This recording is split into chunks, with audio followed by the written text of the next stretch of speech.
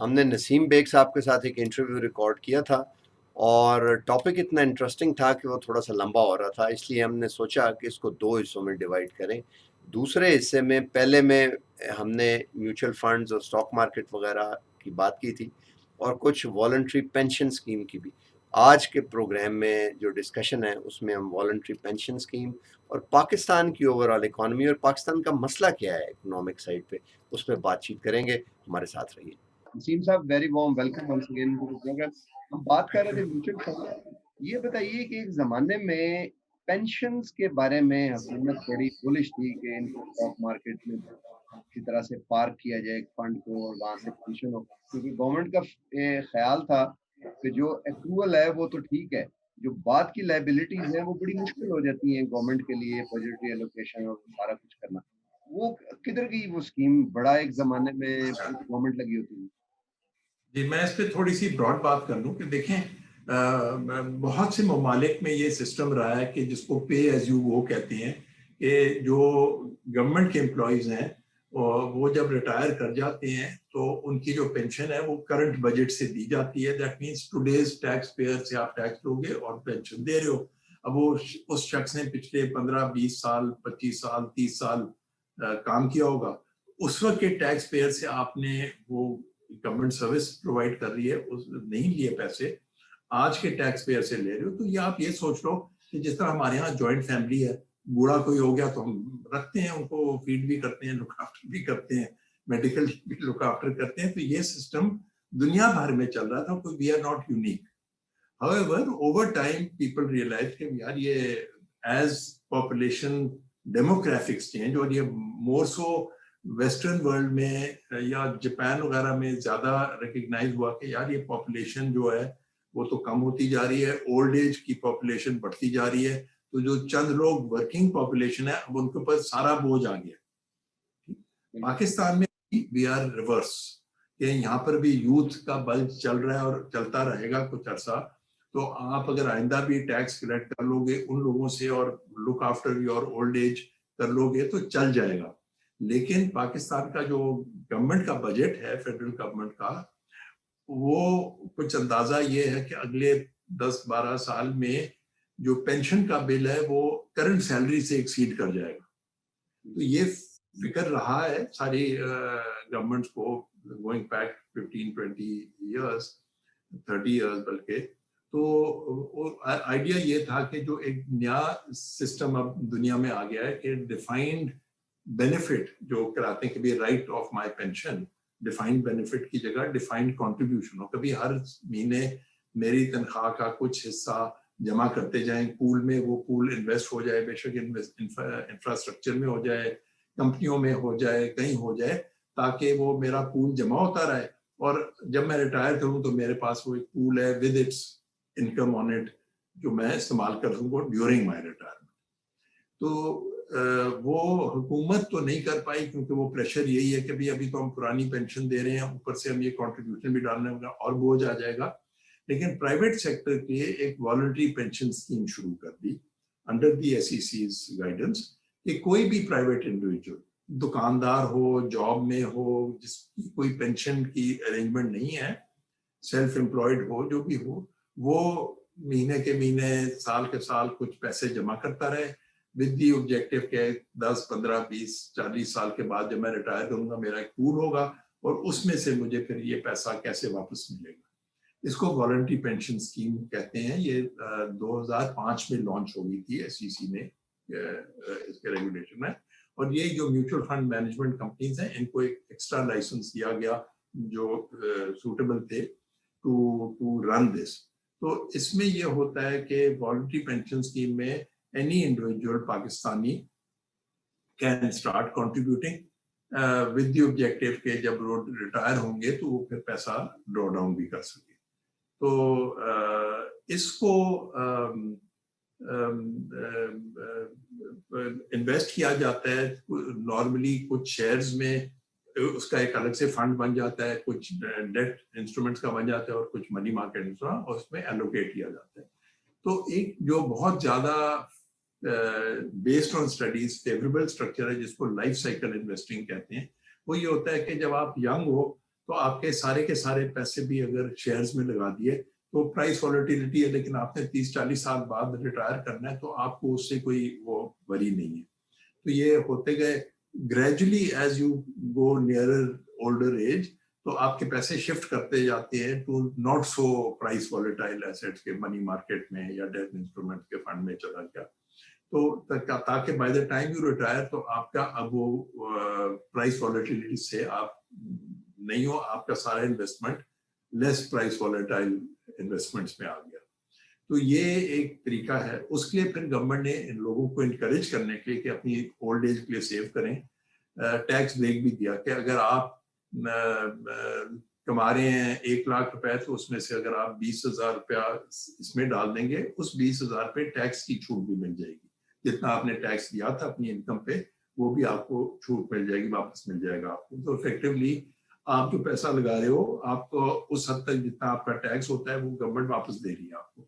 उसके अलावा ये जो पैसे जमा हो रहे हैं अगले 20, 30, 40 साल, वो भी जो भी कमाई आ रही है शेयर्स पे, डिविडेंड्स, ये वो, या बॉन्ड्स लगाए हैं उन पे जो भी प्रॉफिट या सूद या जो भी आ रहा है वो सारा टैक्स फ्री एक्यूमुलेट हो रहा है आपकी, सारे का सारा। सो गवर्नमेंट ने बहुत ज्यादा इनकरेज करने के लिए ये चीज शुरू कर दी थी 2005 में। इसकी पब्लिसिटी मैं समझता हूँ फंड मैनेजर्स ने एडवोकेट नहीं की, और इसके अलावा मैं समझता हूँ कि एसईसी वगैरह को भी करना चाहिए था मिलकर सबको कि भाई ये एक बड़ा अच्छा एवेन्यू है, आप अपनी ओल्ड एज सेविंग भी करें। और सिर्फ ये नहीं, जब आप रिटायर कर जाते हैं तो उस वक्त भी आपके पैसे को कैसे मैनेज करना है। जिस तरह मैंने पहले एक मिसाल दी थी कि भाई अगर 2 करोड़ रुपए और 1,70,000 मुझे अर्निंग आ रही है महीने की, और वो चंद साल के बाद वो, अभी तो मैं सोच रहा हूँ चूल्हा जल जाएगा, बड़ा अच्छा कंफर्टेबल हूँ, पता चला कि नहीं अब तो मैं पूरी रोटी नहीं खरीद सकता हूँ। तो ये सारी मैनेजमेंट वगैरह प्रोफेशनल मैनेजर्स के आप पास छोड़ सकते हो, ताकि आपकी विद विद मतलब जितना पैसा जमा किया है उसी का मिलेगा आपको, कोई ज्यादा तो नहीं मिलेगा लेकिन वो वेल मैनेज्ड होगा।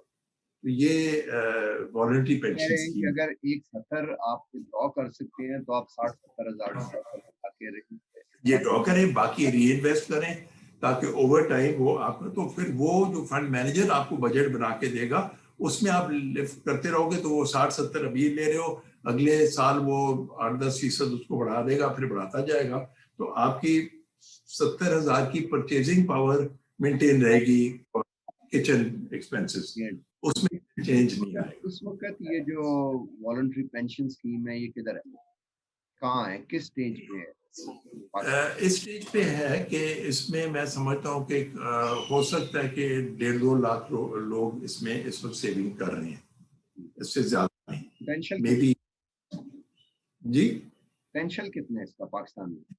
2 लाख हैं तो नहीं, मतलब जो लोगों ने पैसा इसमें लगाया है, और क्योंकि ये 2005 में शुरू हुई थी तो उसमें से मैं समझता हूँ कि कोई शायद 1,000-2,000 ऐसे होंगे जो अब रिटायरमेंट स्टेज पे आ गए, वो अब बाकायदा उसे पैसा ड्रॉ भी कर रहे हैं। तो अभी इसका रिलेटिवली पोटेंशियल नई क्या है चीज वैसे? है। इसका पोटेंशियल क्या है? जी पोटेंशियल क्या है? 1.5-2 देखिए, लाख मेरे हिसाब से पोटेंशियल ये है, फिर उसी बात पे आ जाऊंगा कि अगर आपने ओल्ड एज डिस्ट्रीब्यूशन से बचना है, पॉवर्टी से बचना है, और या आपने दूसरों पे डिपेंडेंट नहीं बनना है, मतलब अब लोगों के बहुत से लोग हैं जिनके पास फैमिली मेंबर्स हैं जो आपको लुक आफ्टर कर लेते हैं ओल्ड एज में, हर एक के लिए वो शायद पॉसिबल नहीं होता है।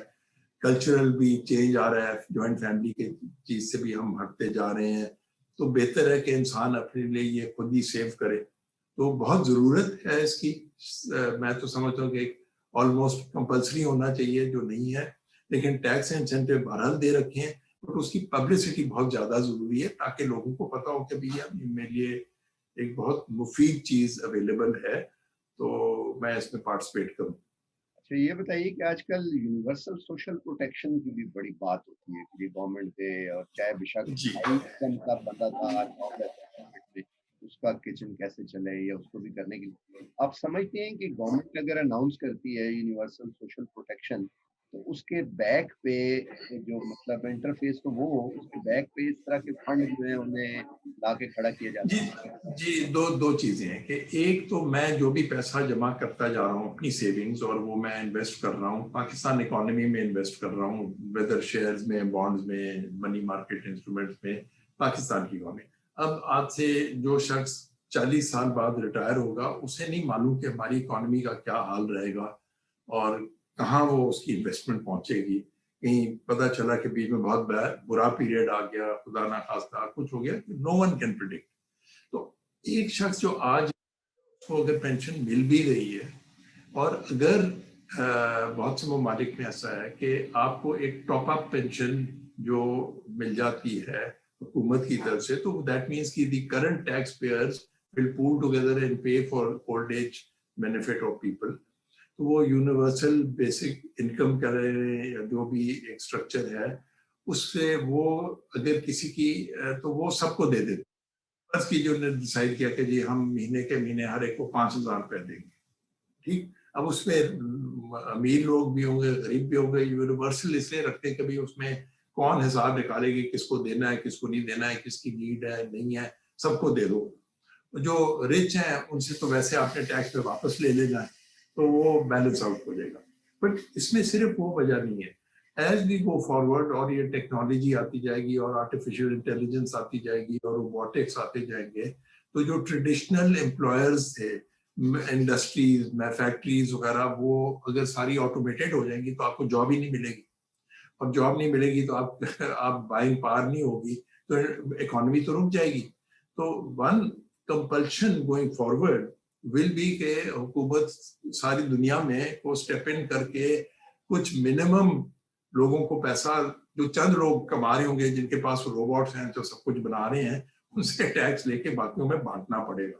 ये मुझे तो लगता है कि ये फ्यूचर पूरी दुनिया का यही होगा, क्योंकि जो ट्रेडिशनल जॉब थी वो तो ऑटोमेशन टेक ओवर करती जा रही है हर हर फील्ड में, आप देख लो। है। हाँ बिल्कुल, फोर्थ इंडस्ट्रियल रेवोल्यूशन यही है ना। अब तो आप देखेंगे इंफॉर्मेशन टेक्नोलॉजी, और चाइना में जी उन्होंने जो है वो उसमें जी, वो तो सब कर लिया ना, लेकिन आप आगे का सोचें कि भाई अगर सेल्फ ऑटोनमस व्हीकल्स हैं कि गाड़ी में ड्राइवर नहीं है, वो खुद ही चल रही है वगैरह वगैरह, तो जॉब्स कहाँ से आएंगी? अभी जो सारी ट्रकें यहाँ से जाती हैं कराची पोर्ट से तोरखम तक, वो खुद ही चल रही है वगैरह वगैरह। तो जॉब्स का आप सोचे ना, फैक्ट्री में जो बंदा लेबर कर रहा है वो रोबोट उसकी जगह काम कर रहा है। एग्रीकल्चर लैंड पर भी ये gradually mechanisation automation take over कर लेती है। तो ट्रेडिशनल जॉब बहुत से बहुत, मैं जाके कोई सर्विस इंडस्ट्री में किसी का मतलब रेस्टोरेंट में, वहां पर भी रोबोट्स वगैरह आने शुरू हो गए हैं। तो इसमें क्या कहते हैं, इसको हम ये समझने के हर चीज में ये इम्पैक्ट है। कोई मतलब किसी चीज पे भी नजर डालेंगे, वेदर इट्स टीचिंग, टीचिंग में भी बहुत सी ऑटोमेशन आ रही है, सेल्फ लर्निंग के टूल्स आ रहे हैं, the profession of accountants, of lawyers वगैरह, जब सारा डेटा आ जाएगा कि भाई ये केस लॉ क्या था, तो वो कंप्यूटर निकाल के रख देगा जज के सामने भी, ये केस लॉज हैं सारी हिस्ट्री के, तो ये केस बनता है या नहीं बनता है। ये जो अकाउंटेंट वगैरह काम करते हैं वो बहुत ज्यादा चल जाएंगे। जो लोग स्टॉक एक्सचेंज में अभी काम कर रहे हैं, वो पता चला कि एक इंडिविजुअल का अकाउंट खुद ही वहां से डील हो गया, सब कुछ ऑनलाइन हो गया, बैंकिंग की सेटलमेंट सारी ऑटोमेटेड हो गई। तो थिंग्स विल चेंज। तो जहाँ जॉब्स नहीं होंगी तो यूनिवर्सल बेसिक इनकम तो आनी पड़ेगी। इस वक्त पाकिस्तान में भी ऑलरेडी मेड अ स्टार्ट, जो हम बेनजीर इनकम सपोर्ट प्रोग्राम या जो एहसास नाम दे दिया हुआ है वो दे रहे हैं। इट्स ए गुड स्ट्रक्चर, ताकि आप शुरू तो करो जहाँ पे लोएस्ट स्ट्राटा है, जो बॉटम ऑफ द पिरामिड है, उनको कुछ तो सपोर्ट आए। अलग टॉपिक है, इस पर फिर कभी बात करेंगे। ड्यूरिंग जी हमने जो अभी डिस्कशन की है, इसमें एक चीज बार बार रेफर हुई है, पाकिस्तान की इकोनॉमी, कि जैसा वो जी परफॉर्म करेगी उसको रिफ्लेक्ट करेंगी बाकी सारी चीजें। तो पाकिस्तान की इकोनॉमी में तो जैसा कि आपको पता है, लोगों को भी पता है, तो फिजिकल डेफिसिट ही हमसे कंट्रोल नहीं होता। आ जाके मॉनेटरी साइड पे हमें मुसीबत पड़ी रहती। थोड़ा सा बताएं इकोनॉमी में क्या मसला है हमारी? देखिए, मसला सबसे बड़ा ये है कि हमारी जो इकॉनमी है बहुत अरसे से वो आप ये कह लें कि इंपोर्ट बेस्ड की तरफ चले गए हम। जहाँ जब हिंदुस्तान ने इंपोर्ट रिस्ट्रिक्शन रखी थी कि वो पुराने मॉडल की गाड़ियां बस वही बन रही हैं वहाँ पर, बाकी चीज़ें वहीं बन रही हैं, वो कर रहे थे, तो वो एक अपना इंडस्ट्रियल बेस डेवलप कर रहे थे। हम अच्छी शाइनी मोटरें लेके ले आते थे और हिंदुस्तान वालों का मजाक भी उड़ाते थे कि देखो हमारी कितनी अच्छी गाड़ियां वगैरह। तो हम इम्पोर्ट डिपेंडेंट हर चीज़ में रहे। आज की जो हमारी फार्मास्यूटिकल इंडस्ट्री है, 98% बेसिक केमिकल्स इंपोर्ट होते हैं। आपकी bulk of your energy needs, और कोई भी इकोनॉमी जब चलती है तो उसमें एनर्जी नीड्स की ग्रोथ होती है, तो वो बल्क ऑफ इट इम्पोर्ट होता है। आपके स्टील मेकिंग हमारे यहाँ नहीं है, हम इम्पोर्टेड स्टील को रिफॉर्म करके आगे चलते हैं। हमारे यहाँ माइनिंग वगैरह नहीं है जिससे आप एक्सट्रैक्ट करके स्टील मेकिंग में जाएं, बाकी मेटल्स वगैरह क्रिएट करें। तो आप बहुत ज्यादा इंपोर्ट डिपेंडेंट है। तो होता ये है कि जब इकोनॉमी टेक ऑफ करती है, इंपोर्ट बिल बढ़ जाता है, हम फिर इन ट्रबल हो जाते हैं, IMF के पास चले जाते हैं। तो हमारे ये अप्स एंड डाउन्स चल रहे होते हैं। और अगर मैं आपसे ये कहूँ कि अगर मैं 1971 से आज तक कर लूँ, 1971 जब बांग्लादेश बना और हमारी जूट की एक्सपोर्ट वाला अर्निंग नहीं रही, तो आज तक हमारा इंपोर्ट बिल जो है वो हमेशा एक्सपोर्ट से एक्सीड किया। एक साल भी ऐसा नहीं है कि जहां आपकी एक्सपोर्ट्स इन सरप्लस हो। हाँ, क्योंकि हम ह्यूमन रिसोर्स भी एक्सपोर्ट कर रहे हैं, तो रेमिटेंसेस को जब आप ले लेंगे तो फिर कोई शायद 6 साल ऐसे बनते हैं इस सारे पीरियड में जिसमें हमारे यहाँ थोड़ा सा सरप्लस था। वरना हर साल हमने बाहर से पैसा बोरो करके डॉलर्स वो पूरा किया जो शॉर्टफॉल था, और साथ साथ में जो एक्यूमुलेटेड बोरोइंग है उसकी डेट सर्विस पे भी बोरो करते रहते हैं। तो आप डेट ट्रैप पे फंसे भी हो बिकॉज ऑफ दैट।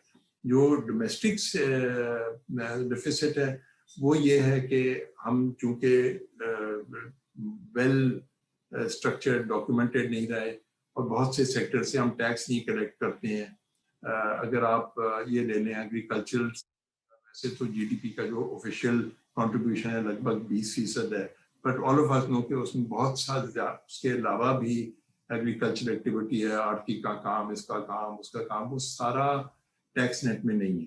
ठीक, तो 2% टैक्स कलेक्ट करते हैं अगेंस्ट मे बी 25-30% होती है इकोनॉमी की एक्टिविटी। इसी तरह एवरेज जो दुकानदार वगैरह है वो इनकम टैक्स वगैरह नहीं देता है।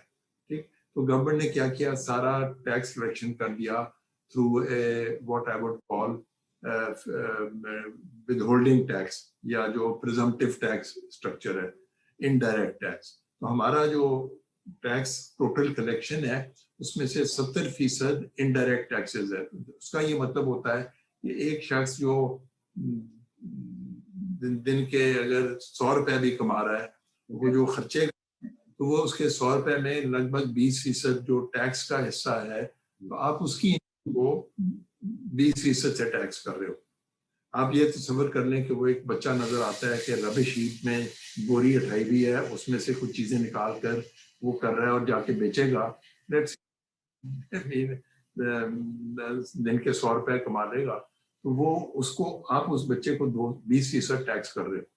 और जो हजारों करोड़ों बनाते आए हैं रियल एस्टेट में, बाकी ये इंपोर्ट्स में वगैरह, या एग्रीकल्चर में, या नॉर्मल दुकानदार वगैरह, उनसे आप नहीं कलेक्ट करते हो टैक्स। तो ये हमारा जब तक स्ट्रक्चर सही नहीं करेंगे तो आपका टैक्स शॉर्टफॉल रहेगा। बजट जो है अखराजात हैं, अब आपकी जिस तरह के आप हालात में हो, आपकी एक मिनिमम डिफेंस स्पेंडिंग है, चलिए उसमें थोड़ा आगे पीछे कर सकते हैं, बट डेट सर्विसिंग भी बड़ी होगी जी। डेट सर्विसिंग तो डेट से भी, उससे डिफेंस से बड़ी होगी। नहीं नहीं नहीं, देखें वो तो बढ़ती जाएगी ना। मतलब आप जब उसका बेस नहीं सही करोगे और हर साल बढ़ाते जाओगे इस प्रॉब्लम को, आप हर साल खर्च रहे हो 100, कलेक्ट कर रहे हो 80, तो 20 का लोन हर साल ग्रो करते जा रहे हो, तो डेट बढ़ जाना है ना। मैक्रो मतलब लेवल की है मेरे ख्याल में इकोनॉमी, ये तो पॉलिटिकल डिसीजन है, किसी ने लेना है हो सकता है किसी स्टेज पे आके डंडे से लेना पड़े अगर ये आम नहीं चलता। खैर नहीं, ये देखिए डंडे से ये बात नहीं है, there are two sides to it. जो पैसा गवर्नमेंट लेती है वो क्या सही खर्चती है? हाँ, वही। द आंसर इज अच्छे अस्पताल हैं, अच्छे स्कूल हैं, इंफ्रास्ट्रक्चर अच्छा है, आंसर इज नो। तो टैक्स पेयर से जब आप पैसा लेना चाहो और एवज में उसको कुछ ना दो, सिर्फ डंडा लेके आ जाओ, तो वो तो कॉलोनी की आप बात कर रहे हो कि मैं आऊंगा नहीं, गवर्नमेंट डंडे ने से। डंडा इंटरनल इंटरनल डंडा भी नहीं, we are still in the colonial rule exactly. कि बंदा आ गया, कर लिया, डंडा मारा, आपसे टैक्स लिया, उससे ही बाकी और सोल्जर्स पाले, उससे और हुकूमत को पक्का किया, डंडा मारते जा रहे हैं, एवज में कुछ नहीं दे रहे हैं। तो ये कंटिन्यू कर रहा है, मतलब that is where you problem आपका इस वजह से। ठीक कह रहे हैं। आखिर पे towards the fag end of very interesting programme, आज की स्टॉक मार्केट के बारे में हमें थोड़ा सा बताएं। कहाँ इन्वेस्ट किया जाए, एनर्जी में कहाँ करें? मैं ये नहीं कहूंगा कि कहाँ करें, मैं सिर्फ एक चीज आपसे कह दूंगा कि जो लिस्टेड कंपनीज हैं they are the better off bigger businesses of Pakistan. अच्छा, ठीक, और वो लिस्ट वो वाली कंपनियां होती हैं जिनमें ग्रोथ है, सीमेंट सेक्टर है, बाकी बैंक्स हैं, ये पेट्रोलियम रिलेटेड हैं, फास्ट मूविंग कंज्यूमर गुड्स हैं। तो ये सारी जो, या फर्टिलाइजर है, तो इन सब की डिमांड बहुत है और ज़ाहिर है इतना बड़ा कंज्यूमर बेस है, तो दे आर डूइंग वेल। तो even though the economy can be under stress eight times etcetera, basic consumer demand तो चलती रहती है। आजकल क्योंकि वो इंटरेस्ट रेट कम हो गया है, तो जो किस्त देनी पड़ती है गाड़ी की वो भी कम हो गई है, तो गाड़ियों की सेल भी टेक ऑफ कर गई है। अब वो और बात है कि वो सारा हमारा उसमें bulk of it imported content है, बाद में हमें तकलीफ देगा फॉरेन एक्सचेंज अकाउंट। फिलहाल वो सारी चीजें अच्छी जा रही हैं। तो आप और जो आपकी मार्केट प्राइसेस हैं वो उस के मुकाबले में अभी तक लो हैं। तो अगर आप पैसा आज लगाओगे तो चांसेस है कि you will be well of. But I will say one thing कि आज आपने लगा दिया और कल कुछ और हुआ और वो मार्केट प्राइस गिर गई, तो आप कहोगे भी ये तुमने कहा था लगा दो। मैं सिर्फ एक चीज कहूंगा कि अगर आपने लगाना है शेयर्स में, तो महीने के महीने थोड़े थोड़े पैसे डालें और डालते रहे अगले 10 12 15 साल, तो तब तो ठीक है। और अगर आपने शॉर्ट टर्म व्यू लेना है कि यार अभी ये कह रहे हैं बड़ी अच्छी हालात हैं, ये है वो है, मैं ले लूं, I make a quick turn, तो वो हरगिज मैं नहीं रिकमेंड करूँगा। वो स्पेकुलेशन होगी। नसीम साहब, बहुत बहुत जी, शुक्रिया आपके टाइम का। दोबारा भी आपसे बात करेंगे मोस्ट वेलकम, और मोस्ट वेलकम, उसमें बहुत से कंक्लूजन है इस पर जो ड्रॉ किए जा सकते हैं। बहुत शुक्रिया। आखिर पे मैं मोस्ट वेलकम। रिक्वेस्ट करूंगा व्यूअर्स से कि आप देख रहे थे टीडी डिजिटल, मैं हूं ताहिर ढिंसा। हमारे प्रोग्राम को लाइक और सब्सक्राइब करें ताकि आपके पास इसी तरह के प्रोग्राम तवातर से काम करें। अल्लाह हाफ़िज़।